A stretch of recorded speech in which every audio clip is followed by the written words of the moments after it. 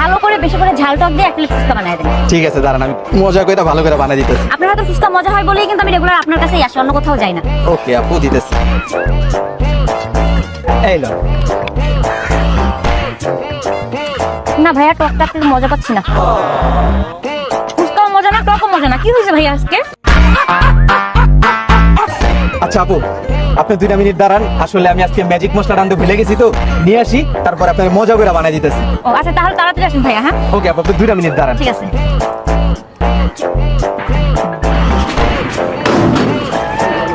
ফুচকা বলে মজা হয় না, আজকে ফুচকা খাওয়ায় পাগল বানালাম। ফুচকা আবার মজা হইব না মানে আমার দোকানের ফুচকা। ও ভাইয়া চলে আসছেন। এবার যদি মজা না হয় ভাই, আমি আপনার দোকানে আর কখনো আসবো না। আরে আপু, মজা না হইলে টাকা ফেরত।